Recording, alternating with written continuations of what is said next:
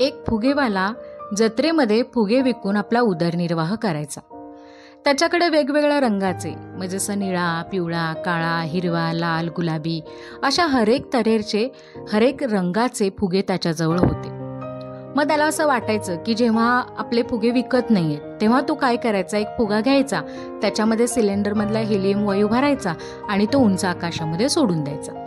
ती मुलं बघायची आणि त्यांना खूप छान वाटायचं। मग ती मुलं काय करायची, त्याच्या भोवती यायची आणि फुगं विकत घ्यायची। मग हे त्याचा जो नित्यक्रम आहे हा असाच चालू राहायचा आणि त्याच्यामुळे त्याचं काय व्हायचं, छान धंदाही व्हायचा आणि त्याचा उदरनिर्वाहही व्हायचा। एके दिवशी काय होतं की तो हे सगळं करत असताना त्याला पाठीमागून जाणवतं की कोणीतरी आपलं जॅकेट ओढतं। पाठीमागं वळून बघतो तर एक मुलगा त्याला एक प्रश्न विचारतो। तो विचारतो की काका, जर हवेमध्ये मी काळ्या रंगाचा फुगा सोडला तर तोही उडेल का?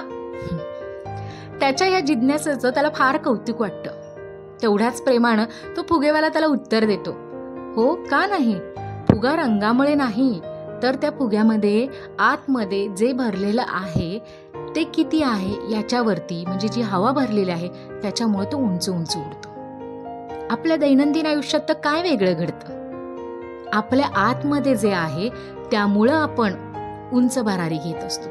मग अंतरंगामध्ये काय असतं तर ते म्हणजे आपलं मनोबल, आपला दृष्टिकोन आणि आपले विचार। यामुळे आपली प्रगतीही होत असते।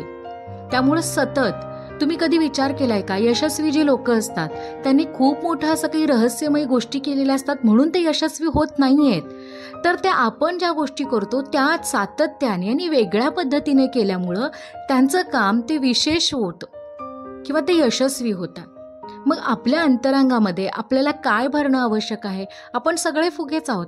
आपल्या अंतरंगामध्ये फक्त आत्मविश्वासाची, मनोबलाची, धैर्याची, सकारात्मक विचारांची हवा आपण भरणं हे फार गरजेचं आहे। तरच आपण काय करू शकतो, उंच भरारी घेऊ शकतो। म्हणजे याचा अर्थ काय, फक्त स्वप्न बघून स्वप्न पूर्ण होत नाहीत, तर ती पूर्ण करण्यासाठी आपल्याकडे ते धैर्य, ती चिकाटी आणि ते सातत्य असणं आवश्यक आहे। आता बऱ्याच विद्यार्थ्यांचा असा प्रश्न असतो की सातत्य म्हणजे एखादं काम सतत करत राहणं।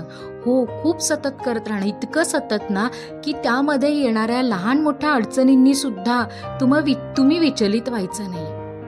तुम्ही जेव्हा प्रत्यक्षामध्ये खरंच एखादी गोष्ट सतत करायला घेता की नाही, तेव्हा तुम्हाला कळतं की सतत करणं हे सुद्धा किती जिकिरीचं आणि चॅलेंजिंग काम आहे।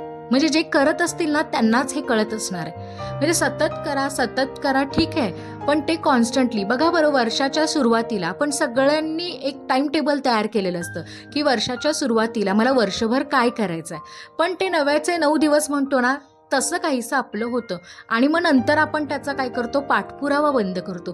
पण यशस्वी लोक एक्झॅक्टली हीच गोष्ट करतात, ते सतत त्या गोष्टीचा पाठपुरावा करतात आणि एका निश्चित समयी त्यांना यश हे मिळतंच। म्हणून म्हणते की मनोबल जे आहे ते जास्त असणं किंवा सातत्य जास्त असणं हे यशाचं खऱ्या अर्थाने गमक आहे। चला तर मग तुम्हाला आजची स्टोरी आवडली असेल तर तुमच्या एका आवडत्या व्यक्तीपर्यंत ही स्टोरी शेअर करायला विसरू नका। व्हिडिओला लाईक करा, नवीन असाल चॅनलवरती तर चॅनलला सबस्क्राईब करायला विसरू नका। पुन्हा भेटू एका अशाच नवीन व्हिडिओसह, तोपर्यंत काळजी घ्या स्वतःची। धन्यवाद।